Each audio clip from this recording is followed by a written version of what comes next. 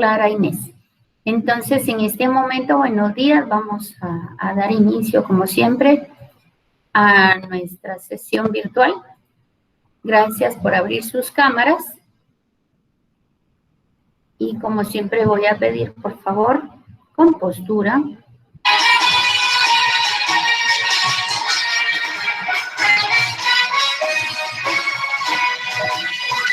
Alma mater, origen cristiano, entronuza en la patria el deber y remonta su luz al arcano como un signo que irradia saber. Al llamado puntual de la ciencia acudimos con paso triunfal. La verdad es tu fértil herencia, libertad es tu lema inmortal. Estudiantes de Mariano Gálvez, fundad siempre a vuestra universidad. Con la entrega al estudio encomiable, proclamad el amor, la verdad. Alma mater, Toasterra y Cambre, es un símbolo de alta virtud. En tus aulas un cálido enjambre le da mieles a la juventud. Egresados, volver jubilosos, con el triunfo ceñido en la sien. Compartir los recuerdos gloriosos que os hicieron personas de bien. Estudiantes de Mariano Gálvez, honrar siempre a vuestra universidad. Con la entrega al estudio encomiable, proclamad el amor, la verdad. Proclamad el amor, la verdad. Proclamad el amor, la verdad. Entonces, gracias, jóvenes. Es así como damos inicio a nuestra sesión virtual. Quienes les toca exponer, por favor, compartan pantalla y procedemos a nuestra exposición de conversatorio virtual. Quiero comentarles que he calificado los ejercicios, las tareas. Por favor, revisen los comentarios. Allá en el área de comentarios les he escrito las observaciones a cada quien. A quien corresponde, quien sacó 100, pues no hay problema. Por otro lado, al terminar la exposición de los jóvenes, por favor recuérdenme enseñarles a subir el vínculo en entrega de escritura, porque hay personas que aún lo están subiendo en comentarios. Por favor, bienvenidos. La suerte y los mercados eficientes, capítulo 4. Es todo suya la cátedra. Adelante. ¿Me escuchan? Sí. Bueno, vamos a presentar a nuestro grupo. Buenos días. El contenido del capítulo 4 se llama el capítulo La suerte y los mercados eficientes. Como introducción, tenemos la idea del capítulo, que es el movimiento de las cotizaciones en la bolsa de valores. Son aleatorios, por lo cual los instrumentos del análisis son un falso sentido del control. Para comprender un poco más del tema, tenemos esta breve introducción, donde explican que no importa en qué estemos analizando, siempre vamos a encontrar ciertas similitudes entre los individuos y la situación que estemos analizando. A pesar de estas similitudes sean significativas, estadísticamente significativas, puede que no sean necesariamente significativas en la práctica ya formal, ya que estas similitudes son variables, ¿verdad? Y son pequeñas, y si tomamos en cuenta muchas variables, esto solo nos va a terminar confundiéndonos más.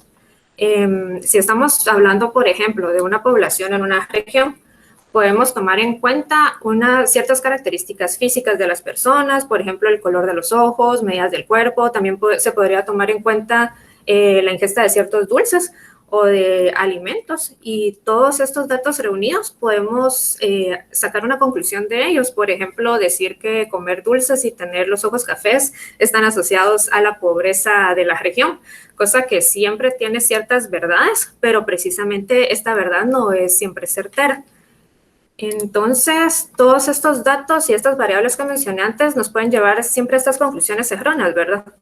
Donde siempre encontramos los datos verdaderos, como lo dije antes, pero no por eso esa verdad de que sea a medias no es correcta. Esto nos lleva al siguiente punto. Recordemos que estamos hablando del mercado de valores, que fue lo primero que mencioné, y también estamos hablando de las conclusiones que no son necesariamente falsas, pero tienen una verdad tergiversada. Este punto comienza mencionando que para satisfacer ya sea necesidades o preocupaciones, la gente suele inventar historias muy logradas acerca de las subidas y bajadas del mercado de valores. Antes, en la década de los 90, los inversores se consideraban genios. Ahora, en un periodo más actual, cuando hay una baja grande en la bolsa, a estos mismos inversores se les considera ignorantes. Por eso el título de este punto. Entonces, ya centrándonos más en la narrativa del libro, el narrador cuenta que su abuelo también ha justificado un fracaso financiero en el pasado. Su abuelo, él nos cuenta, ¿verdad? Nos relata que el abuelo ha comprado tiendas de fabricación de dulces, y esto lo ha llevado a realizar una fuerte apuesta en el mercado de azúcar, porque el azúcar es uno de los elementos primarios para la elaboración de dichos dulces. Él cuenta que invirtió todo lo que tenía pocas semanas antes de que se viniera para abajo el mercado del azúcar. Entonces, todo esto, bueno, la otra versión que cuenta es que también su abuelo había sido afectado por la pérdida porque no aseguró de una forma adecuada el cargamento de azúcar. Entonces, si estamos oyendo dos verdades que tienen una cosa en común, ¿verdad? Que es la pérdida de esta inversión. Y lo que se sabe a ciencia cierta en realidad es que se perdió todo y que nunca pudo recuperarse financieramente. Entonces, esto es lo que estamos hablando de las verdades a medias, ¿verdad? Para ubicarnos en el capítulo que está hablando de la bolsa de valores, se puede decir que esta es una tendencia natural. Voy a cambiar acá. Esta es una tendencia natural a atribuir escenarios diversos a los acontecimientos que realmente pasan, todo esto para hacerlos más atractivos. Y también sucede en la bolsa, ¿verdad? Muchos plantean solo lo que queremos ver o lo que ellos quieren que veamos, por ejemplo, el futuro económico en dichas acciones. Esto es todo de mi parte. Le toca el punto número 2. No sé si Ingrid estarás por ahí. Adriana, la felicito, así quiero que expongan todos, excelente.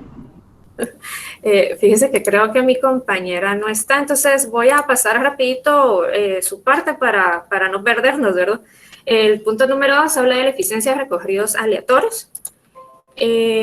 Tenemos una hipótesis del mercado eficiente. Su origen fue en 1900, en un trabajo de Louis Bachelard, un alumno del gran matemático francés Henry, y el apellido no sé cómo pronunciarlo, pero lo pueden leer en la pantalla.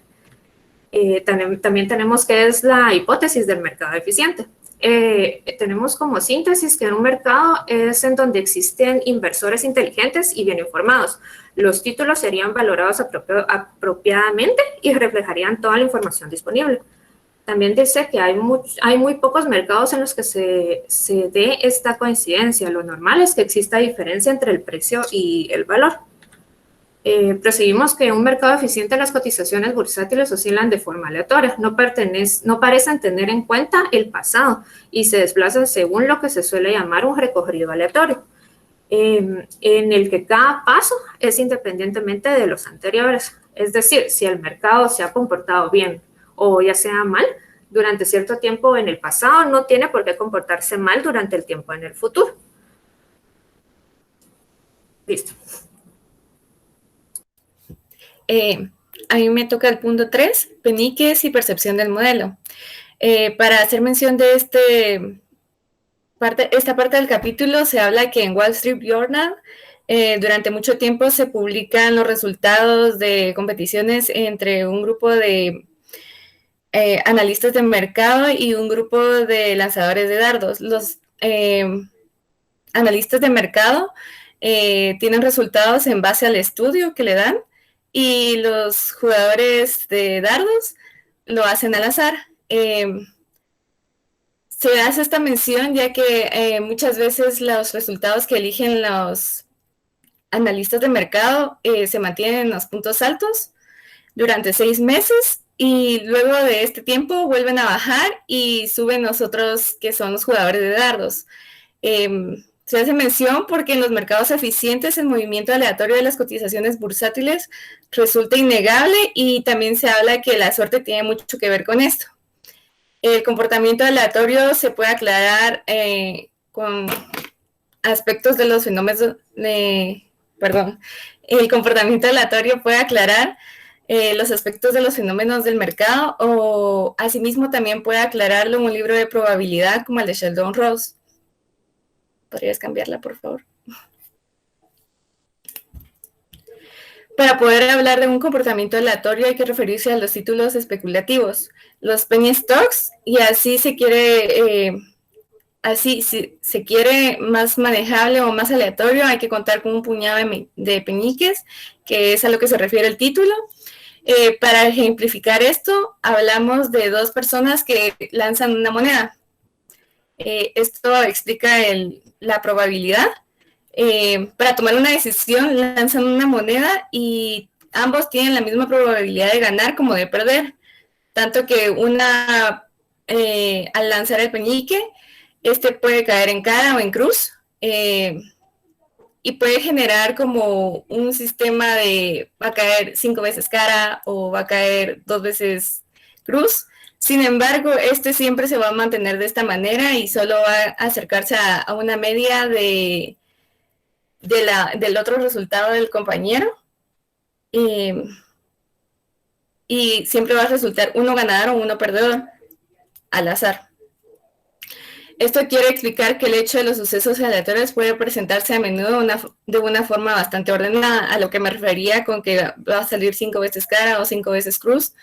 Igual, si nosotros lo queremos comprobar, podemos lanzar una moneda varias veces y ir marcando en una hoja en blanco cuántas sucesiones van a salir, y vamos a generar un patrón. Prescindiendo otra vez de la cuestión de si el mercado es realmente eficiente o los movimientos del mercado siguen recorridos aleatorios, puede afirmarse que muchas veces los fenómenos que de verdad son aleatorios no van a lograr distinguirse por esta razón, porque generan un patrón.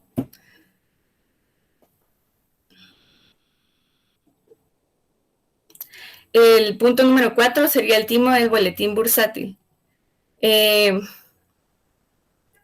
Para esta parte, habla de los escándalos contables relacionados con WorldCom, Enron y otros que fueron consecuencia de un proceso de selección, manipulación y filtración de datos. Se da un ejemplo que se relaciona con esto y cómo funciona el timo. Habla de una persona que se hace pasar por el boletín bursátil y envía un correo a 6.400 personas. De estas 6.400 personas, a una mitad le da el resultado que va a aumentar y a la otra mitad le da el resultado que va a disminuir en la bolsa. Entonces, ahí reduce la mitad de porque como está haciéndolo al azar, a la mitad le va a salir negativo y a la otra no. La mitad que se queda creyendo en esto va a venir y va a esperar el siguiente correo, y a esa mitad lo va a dividir otra vez en una mitad y le va a dar al 32.000 personas le va a dar el resultado positivo, y al otro 32.000 le va a dar el resultado negativo. De esto va a reducir otra vez a la mitad y va a volver a hacer lo mismo, y así sucesivamente hasta quedarse con 1.000 personas. Esta persona no va a cambiar porque para las suscripciones de boletín bursátil va a cobrar $1,000 o 1,000 quetzales, podríamos decir, por cada uno. Va a generar una ganancia con resultados que podrían haber sido positivos o negativos sin que las demás personas se den cuenta, y este es el timo. El mercado es tan complejo y tantas medidas del éxito y las formas de manipular una historia que la mayoría de las personas consiguen convencerse de que han tenido o van a tener éxito al margen de cualquier posible orden. Si la gente está lo suficientemente desesperada, conseguirá encontrar algún tipo de orden en los sucesos aleatorios. Para esto se da otro ejemplo, como el que mencionaba en el libro, que dice que había un hombre que les decía a varias personas que iban a ingresar a la universidad que él tenía contactos para poder hacerlos ingresar de forma fácil y segura, pero debían pagarle cierta cantidad de dinero por cada uno. En realidad, esta persona no hacía absolutamente nada y los estudiantes entraban sí o no, y como era un margen menor el que no entraba, le devolvía cierta cantidad de dinero porque ese era el trato, pero seguía ganando dinero a costa de que él no hacía nada. Entonces, era el timo de él. Manejaba un modelo de negocios que realmente era al azar.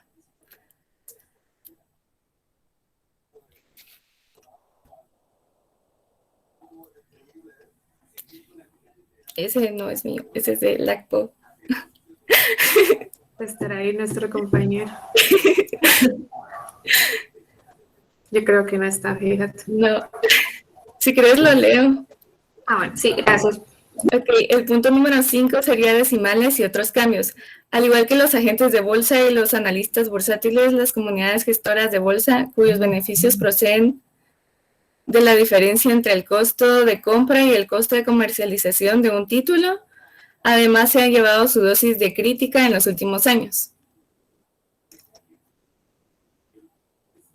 El motivo más relevante es que la diferencia viable entre el costo de compra y el costo de comercialización ha disminuido. Al margen de las comunidades gestoras de bolsa, la mayor parte de los inversores ha recibido con satisfacción la adoptación del sistema decimal.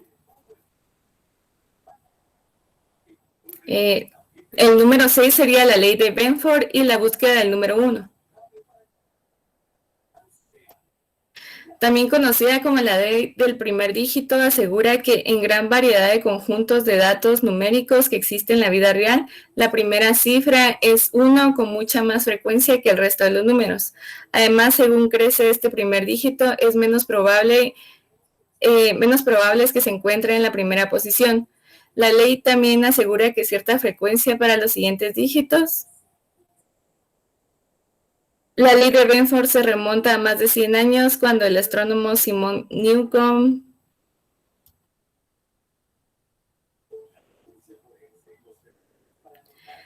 este fenómeno quedó como una curiosidad hasta que el físico Frank Benford volvió a descubrirlo en 1938. Sin embargo, hasta 1996 no se estableció gracias al matemático Ted Hill de Georgia Tech. El tipo de situaciones que generan números que se rigen por la ley de Benford. Entonces, un contable con inclinaciones matemáticas llamado Mark Nigrini levantó gran expectación cuando afirmó que la ley de Benford podía servir para detectar posibles fraudes en las declaraciones de renta y otros documentos contables. Sí. Hasta sí. Bueno, y el 7 es el hombre de los números, un proyecto de película. Prácticamente es basado por un hombre llamado Lois, que es remilgado y lascivo, que abandonó sus estudios de matemáticas hace 10 años, a finales de los 80. Era una persona con un coeficiente muy alto. Él lo que hacía era jugar con las cartas, les enseñó a jugar a sus hijos, y después pues él empezó a jugar con estas cartas, una roja y una negra, y con las ambas caras. Entonces él solo explicaba que no se necesitaba prácticamente como ninguna habilidad especial que tuviera la persona. Entonces estas cartas no alteraban ni los colores, ni solo debía chequearlas de arriba y abajo. en el segundo acto, Lois, a base de las matemáticas, pues a él le gustaba también jugar bastante lo que era el blackjack. Entonces es un juego que no se tiene que tiene muy poca concentración, en donde sí existen estrategias para ganar. Entonces él a esto se dedicaba. Luego en el tercer acto de este capítulo, él ayuda a un hombre llamado Otto, que esta persona estaba inundada en deudas, y entonces él le ayuda a cómo ganar, le da un curso intensivo porque el coeficiente intelectual de esta persona pues era muy bajo. Entonces al final Lois empieza a emplear todos estos métodos y tiene una clientela distinguida, y se define como editor de boletines bursátiles, que prácticamente él lo que hacía es lo que habían explicado mis compañeras anteriormente.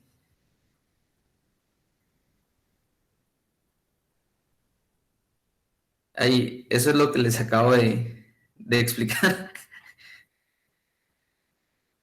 Y también eso. Perdón, no sabía que te tenía que cambiar, pero sí se entendió.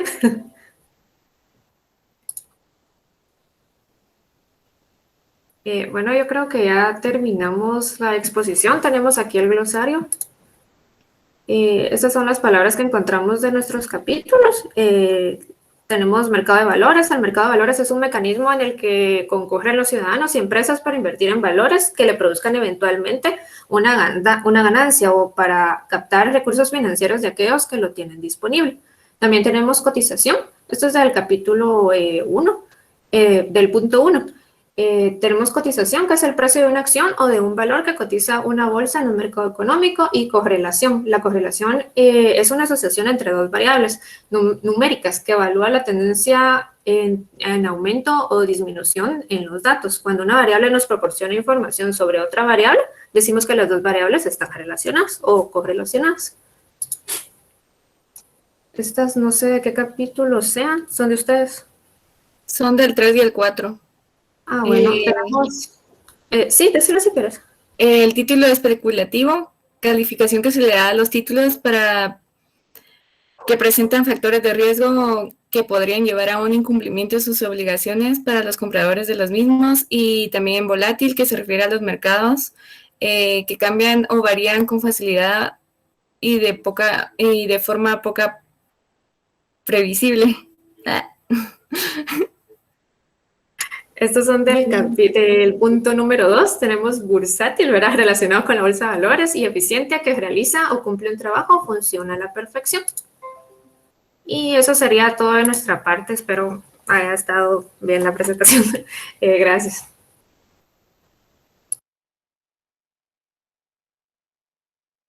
Muy bien, gracias a ustedes. Por favor, el siguiente grupo.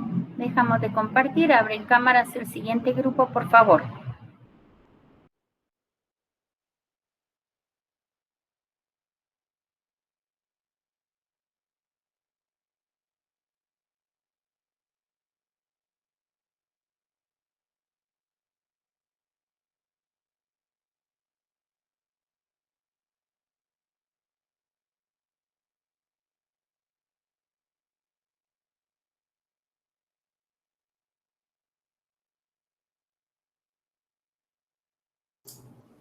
Buen día, ¿me escuchan?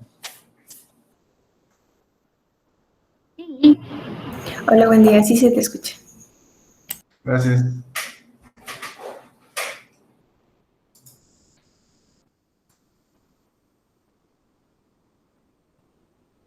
Pues a nosotros nos correspondió lo que es el capítulo 5, que es lo que es la inversión en el valor de análisis fundamental.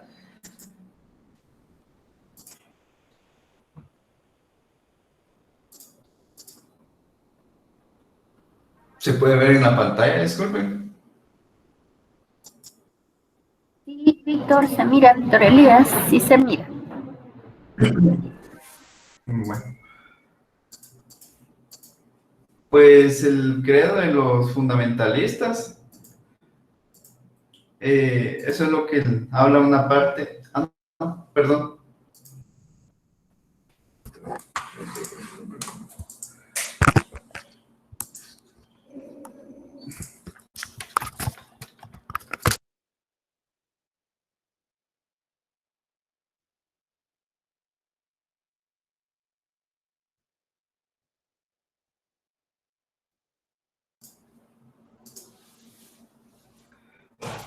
Bueno, el número es la raíz de todo el dinero. Se habla de bases y fundamentos, por ello la raíz E es la base del dinero. Si lo exponemos, da lugar a un crecimiento exponencial, el interés compuesto. Esto fue posible e inventado por un banquero. La expresión describe y constituye la base de la mayoría de los cálculos financieros. La fórmula está basada en porcentajes y potencias. Ejemplo, el 15% de 300 es 0.15 por 300 o 300 por 0.15. Y que el 15% del 15% de 300 es 300 por 0.15 elevado a... Víctor, disculpa que te interrumpa, es que yo no veo la pantalla, está en blanco. Sí, pero les estaba preguntando. Quiero otra vez, disculpen. Justo estaba esperando que llegara una pausa para decirle yo también. Solo se miraba en blanco, Víctor Elías. Gracias, Shirley y Andrea.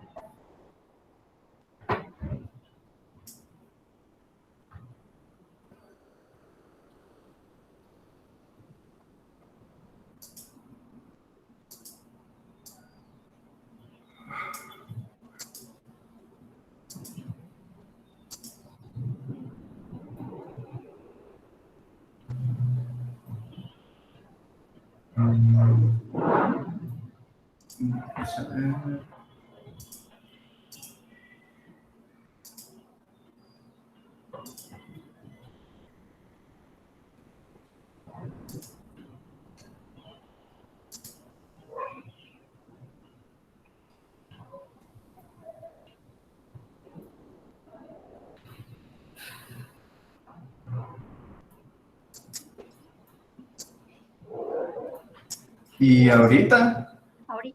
Ahorita sí se mira la pantalla. Gracias, pero no se mira usted. No, yo sí tengo que apagar mi cámara por ahorita. Bueno, muy bien, adelante.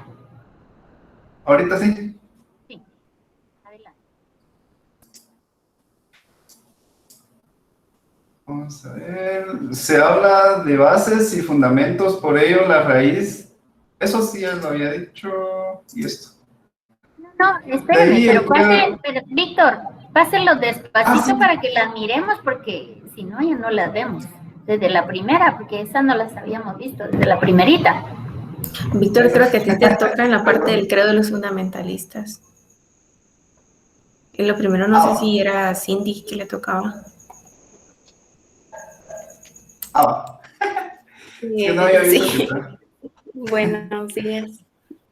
Buenos días, adelante. Sí, Creo que por la luz no me ayuda mucho. A nosotros nos correspondió lo que es el capítulo 5, inversión en el valor y análisis fundamental. Los integrantes, Sabrina Müller, Shirley Andrea, Víctor Aquino y María Fernanda. Este es de Cindy. Ajá. Buenos días. Yo voy a exponer un poco sobre el inciso número 1, que es el número es la raíz del dinero. Entra un poquito en contexto con la historia que se viene desarrollando y unos puntos específicos en donde mencionan algunos métodos en los cuales se puede invertir, ¿verdad? Pero en específico en el capítulo habla de las bases y los fundamentos, en donde especifica que decir es la raíz de todo el dinero, en la que aparece como la base y al que nosotros le podemos dar un valor, y la cual la podemos exponer exponencialmente, elevar a X, o sea, algún otro número en el cual a nosotros, según la situación, nos vaya conveniendo. ¿Podemos seguir la diapositiva?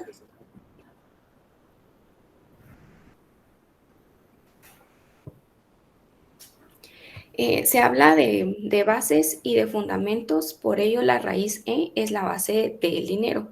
¿Por qué es la base del dinero? Nosotros le podemos dar un valor representando alguna situación económica por la que nosotros vayamos a realizar. Si lo exponemos, da un lugar a un crecimiento exponencial en el interés compuesto, ya que si nosotros, como toda ecuación, nosotros la elevamos, automáticamente nosotros estamos diciendo que la estamos multiplicando, o sea, la vamos a hacer crecer. Y esto es posible porque fue inventado por un banquero. De ahí, pues nosotros tenemos alguna idea en la que estamos hablando económicamente ya de inversiones y de valores que se dan en nuestra actualidad. ¿Podemos correr, por favor?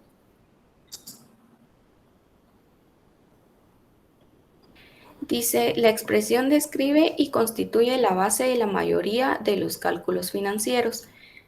Como podemos ver, ahí tenemos un ejemplo en la cual la fórmula está basada en porcentajes y potencias, ya que si nosotros multiplicamos solo el número por la base, vamos a tener siempre un porcentaje, pero no creciente, sino que se va a mantener. Y el ejemplo dice que el 15% de 300 es 0.15 por 300, que esto es igual a 300 por 0.15, que si lo vamos efectuando en la calculadora, y el 15 es el por ciento, por lo tanto, nosotros, sería el valor X que lo estamos exponenciando, y eso es el valor, el porcentaje que nosotros nos va a ayudar a ir creciendo. En este caso, 15 sería el valor E, perdón, 300 sería el valor E y 15 sería el exponente que sería X.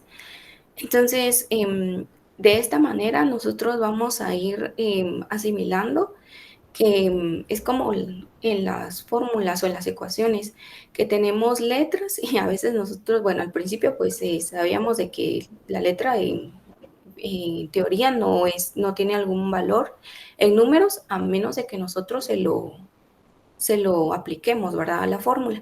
Entonces, esto es lo que nos trata de hablar este capítulo en sí. Y bueno, en el libro pues nos da varios ejemplos en los cuales se relaciona siempre a invertir y a seguir creciendo lo poco que nosotros vamos a ir ingresando o generando como ingresos. ¿Podemos seguir?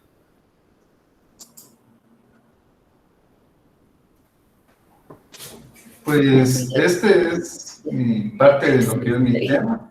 Es el credo de los fundamentalistas.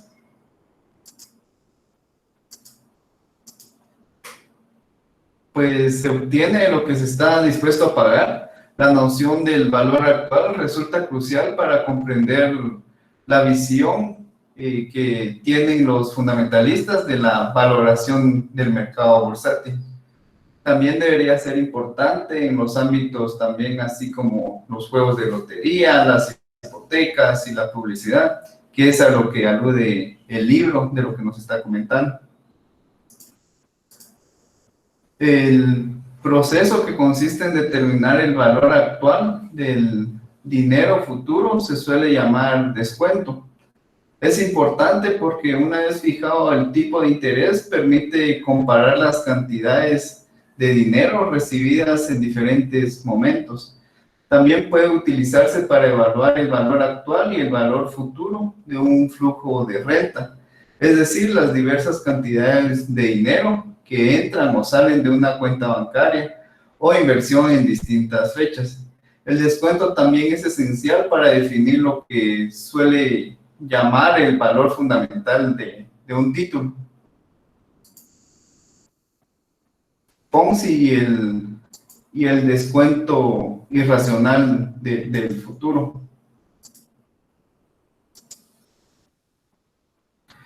El número de gente necesaria para que la pirámide vaya creciendo y el dinero vaya fluyendo aumenta exponencialmente y muy pronto resulta imposible de mantener.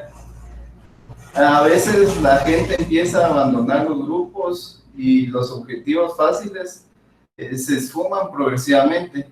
En general, los participantes no tienen una idea clara de cuánta gente se necesita para que funcione el sistema. Si cada una de las 10 personas del grupo recluta a 10 personas más, por ejemplo, el grupo secundario es de 100 personas. Si cada una de ellas recluta a 10, el grupo terciario sería de 1000 personas.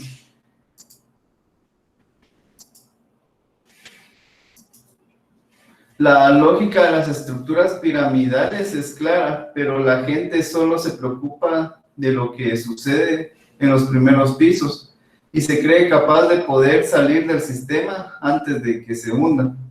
Hay que apuntarse a la oferta inicial, mantenerse mientras el título se dispara y saltar antes de que este se pueda desplomar.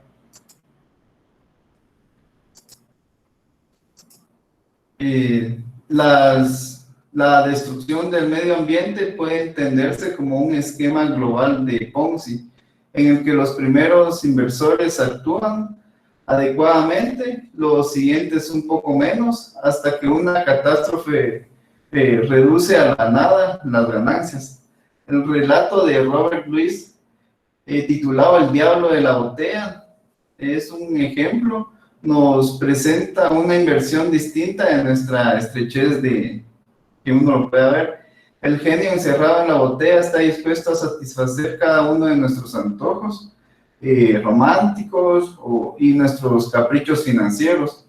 La cuestión no es solo académica, pues existen innumerables situaciones de la vida real en las que la gente solo piensa en los resultados a corto plazo y no son capaces de ver mucho más lejos. Muchos hacen gala de una gran miopía, descuentan el futuro a un ritmo absurdo y excesivo.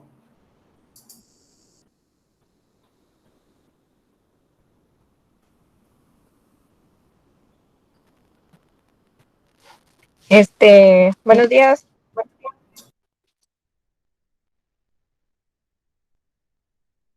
La riqueza según la media, pobreza según la probabilidad. ¿Será que le puedes dar siguiente?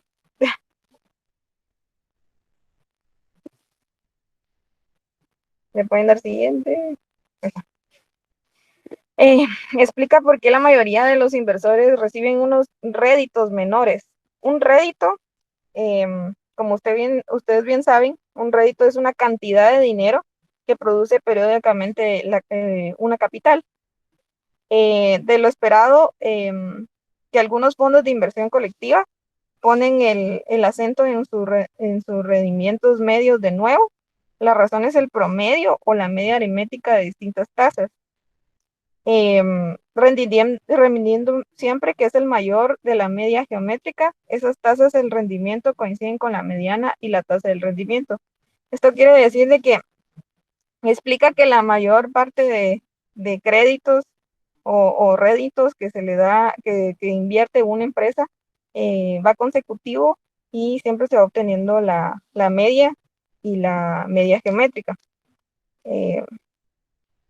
Siguiente, por favor.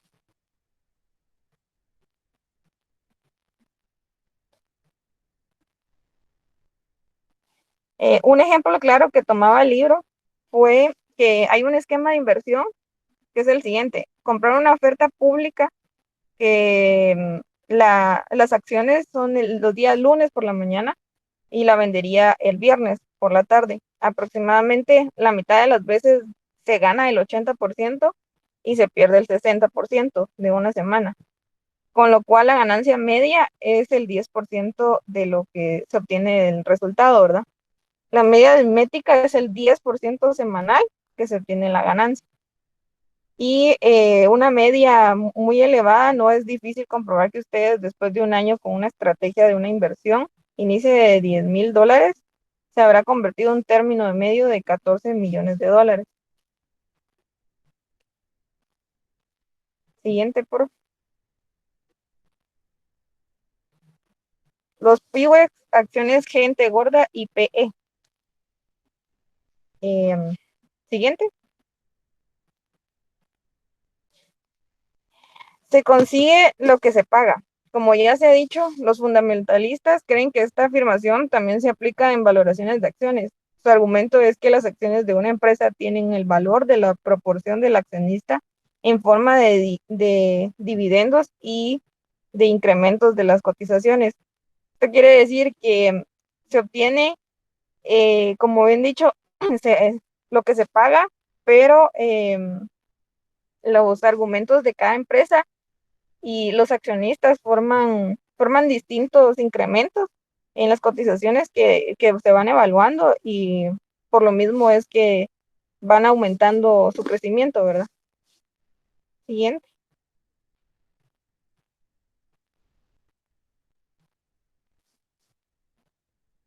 Lo que nos indica que es un PE es es un indicador de unas expectativas elevadas de futuros beneficios.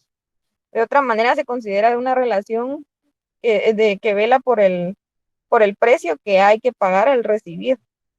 Es lo que les explicaba de los presupuestos, que que el PE es el valor que se considera ya hasta el final de algún proyecto, o al final, o sea, todo lo que se va argumentando hasta dar la conclusión de cuánto es el dinero que se va a ganar a la empresa, ¿verdad? Y da la valoración de una empresa.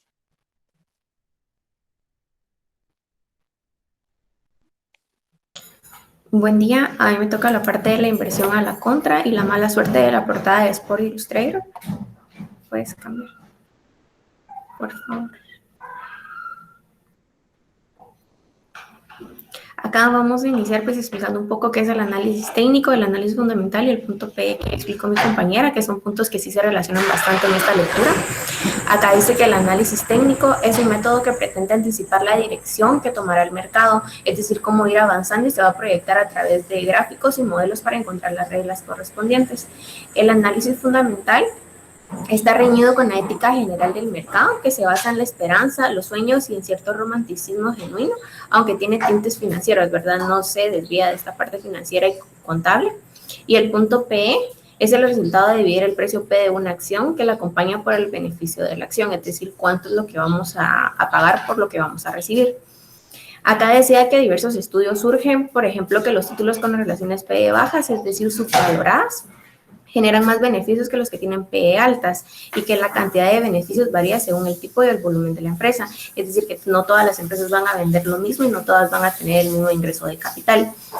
La inversión en valor se suele comparar con la inversión en crecimiento. La búsqueda de las empresas en rápida expansión con relación PE elevadas, según algunos de sus defensores en la lectura, decía que este tipo de inversión genera más beneficios, ya que se aprovecha de las reacciones exageradas de los inversores, debido a que muchas empresas pues aumentan sus valores, ¿verdad? O sus precios de los productos, diciendo de que van a vender más, y muchas veces no es así, sino que lo que consiguen es que la competencia obtenga más capital porque sus precios son más moderados.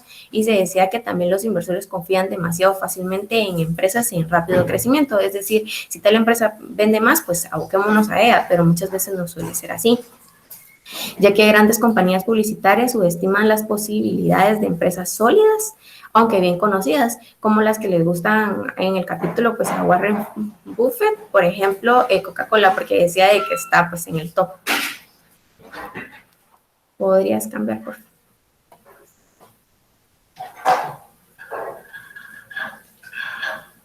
Y pues acá, como el título nos mencionaba, lo de la revista de Sport Illustrated, que decía de que hay muchas personas que no se interesan por el deporte y no saben un dato curioso, ¿verdad? Que muchas veces las personas no se centran en algo que es distracción y que sí es fiable, en cambio a los negocios, que muchas veces pues suele estar relacionado con corrupción o con algunos desfalcos. Acá decía que tal vez no sepan que en la portada de la revista Sport Illustrated en enero del 2002 aparecía un gato negro mirando fijamente al lector, dando a entender que el artículo principal de ese número trataba sobre la mala suerte proverbial de la portada de la revista. Y aquí decía que muchos lectores están convencidos de que los temas o las personas que aparecen en la portada no tardan mucho en caer en una desgracia o que les suceda algo. Gran parte del artículo se centraba en las desgracias que se abatían de repente sobre un deportista o un equipo después de aparecer en la portada de la revista. Es decir, por ejemplo, así como esta deportista que aparece acá, ya se tenía pues pensado o estaba consciente de que le podía suceder algo. Aún así todavía no le hubiera sucedido, pero sabía que en cierto tiempo pues podría suceder alguna desgracia. Aquí se decía que el número absoluto de los casos de las actuaciones no tan estelares que aparecían acá, o peores aún porque les puede suceder algo malo, después de aparecer en esta portada de la revista, es impresionante a primera vista porque siempre les sucedía algo. Entonces las personas ya pensaban de que como la media era más alta pues de las probabilidades, generalmente les sucedía algo. Y decía que el autor de esta historia era narra sobre la mala suerte, que era Alexander Wolf, y que dirigió un equipo de periodistas e investigadores porque él quería ver cómo pasaba eso a cierto tiempo, ¿verdad? Por ejemplo, cómo es cierto de que tal deportista sí le pasó, al siguiente sí le pasó y al siguiente sí le pasó. Entonces él dijo que iba a dirigir a un grupo de investigadores para ver qué tan real era este número, ¿verdad? Y que había una mayoría de 2.500 portadas que ya habían sucedido. Entonces, desde el inicio de la revista en agosto de 1954, cuando fue su origen, con la foto del jugador de béisbol Eddie Matthews de los Milwaukee Braves, poco después Matthews sufrió una lesión.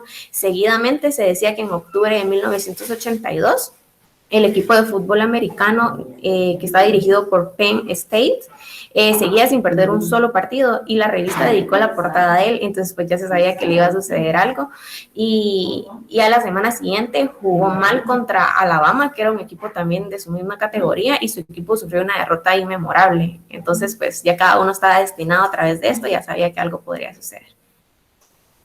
¿Podrías cambiar, por favor? Existen muchas teorías sobre la mala suerte asociadas a la aparición en portada y algunos tienen que ver con la imposibilidad de superar la presión añadida que esto supone. Es exactamente lo que cabe esperar y lo que se narra acá en este capítulo, que la gente suele atribuir algún significado a aquellos fenómenos que solo se ríen por la regresión con respecto a la media y a la tendencia que las personas les den algo, ¿verdad? Los deportes y los negocios son sin duda actividades en las que se interviene al azar y por tanto están sujetos a la regresión con respecto a la media. Así ocurre con la genética, ¿verdad? Porque acá también mencionaban un ejemplo que en cierto punto es fácil que unos padres muy altos tengan hijos muy altos, porque la media y la tendencia no lo dice, pero probablemente no tan altos como ellos, entonces es donde entra la duda, ¿verdad? Entonces la misma tendencia se manifiesta con los padres muy bajos, que van a tener hijos muy bajos y se rigen por eso, pero muchas veces resultan ser altos. Eso es lo que quería dar a entender este capítulo. No sé si podrías cambiar. Y en la noción de los riesgos, pues en el capítulo 6 se abordó la noción de riesgos en general y de las probabilidades, pero existe un tipo concreto de riesgo que tiene mucho que ver con los títulos del valor. Y se decía que aquí, basándose en el tópico de que un riesgo elevado puede dar lugar a unas ganancias considerables, incluso en un mercado eficiente, ya que algunos autores sostienen que las empresas con buenos resultados suponen un riesgo porque no son tampoco inferiores a los demás, ¿verdad? Y para comprender a esta situación acá decía de que la utilización de la palabra riesgo es un tanto arriesgada en este caso, ya que parece que lo explica todo y no le explica nada, porque muchas veces acá suponen de que tal empresa está en el top y va a vender todo, mientras puede estar en riesgo porque la competencia le puede estar ganando y no se pueden dar cuenta. Y pues esta ha sido mi parte. Buenos días, yo les voy a hablar sobre las prácticas contables y los problemas de WorkCom. ¿Puedes cambiar, por favor? Una de las cosas más importantes que menciona es que es muy fácil que la gente se enrede con los números y el dinero en muchas situaciones de la vida cotidiana. Esto se ve a que desde que tenemos como la edad suficiente, ya sea que nuestros papás nos hayan dado dinero para empezar a manejar lo que es ya sea los números y el dinero que está totalmente relacionado. Conforme vamos creciendo, empezamos a trabajar, a tener responsabilidades, a pagar pues, deudas y demás elementos que van surgiendo. En este tema menciona un ejemplo que es una historia de 3 personas que asisten a una convención en una empresa de un hotel, el cual ellos deciden alquilar un mostrador por cierta cantidad de dinero que menciona que son $30, y ya cuando están ahí se dan cuenta, el encargado se dan cuenta que realmente la tarifa no era de $30, sino de $25. Entonces decide que regresarle $5, pero se los entrega por medio de otra persona externa. Entonces cuando se lo envía, al no saber cómo repartir los $5, decide darle $1 a cada uno y quedarse con $2. Entonces, más adelante se da cuenta que en sí las personas han pagado $9, es decir, $10 menos el dólar que se les ha devuelto, y ahora se piensa que en sí pagaron $27.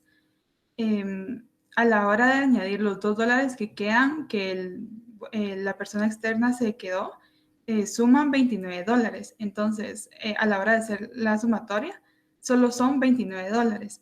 Entonces, la mayoría de personas cree que pues ha faltado $1, pero realmente va más influenciado a la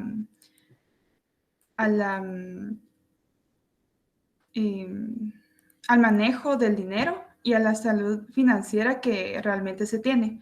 Entonces, el ejemplo mencionaba que realmente no era error de las personas, sino la persona que había,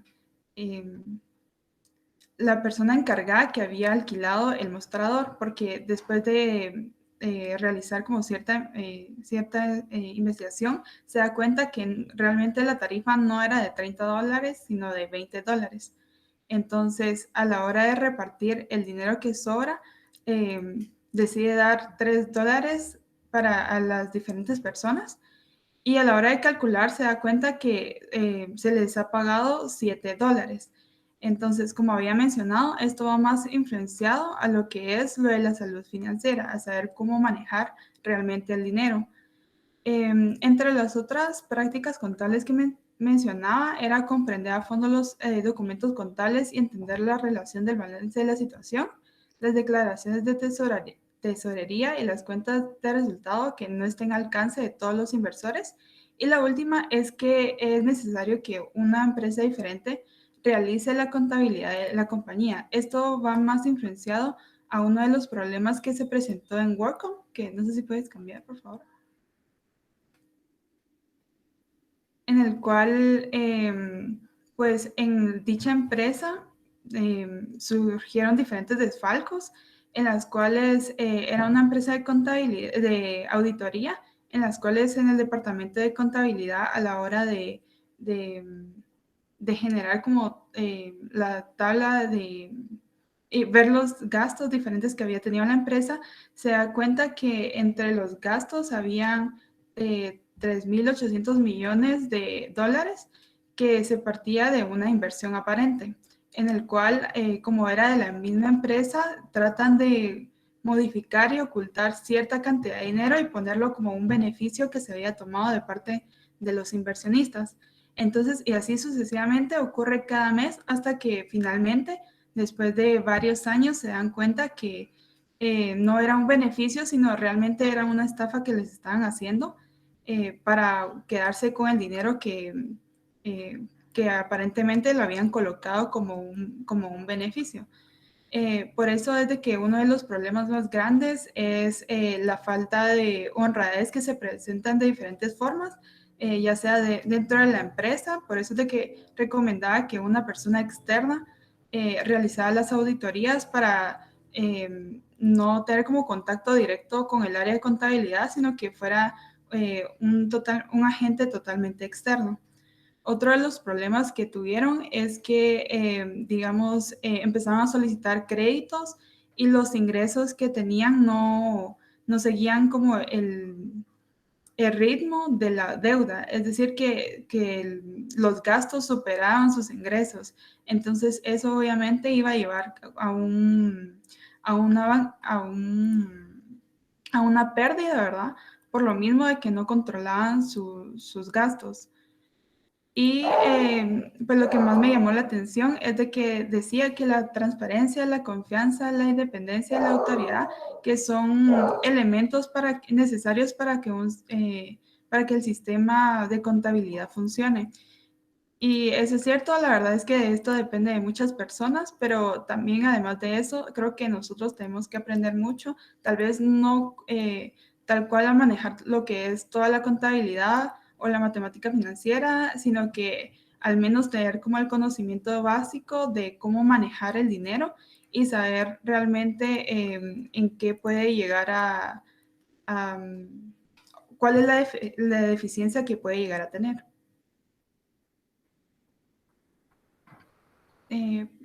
Si quieres, ese era el video de... Pero bueno, ese sería el glosario, que para empezar tenemos lo que es la estimación financiera, que se dice que son aproximaciones a los valores o partidas que figuran en los estados financieros que pueden medir los efectos de acontecimientos o transacciones económicas ya ocurridos. Luego tenemos lo que es el mercado bursátil, que es el conjunto de todas las instrucciones, empresas o individuos que realizan transacciones de un producto financiero. Y finalmente tenemos lo que son las órdenes de pérdida limitadas, en el cual establecen un precio límite al cual queremos comprar o vender un lote de divisas. Y bueno, lo que es el rédito, que dice que se refiere a la utilidad o beneficio que genera un capital. Los execables, que se usa para mencionar la acción de condenado maldecido.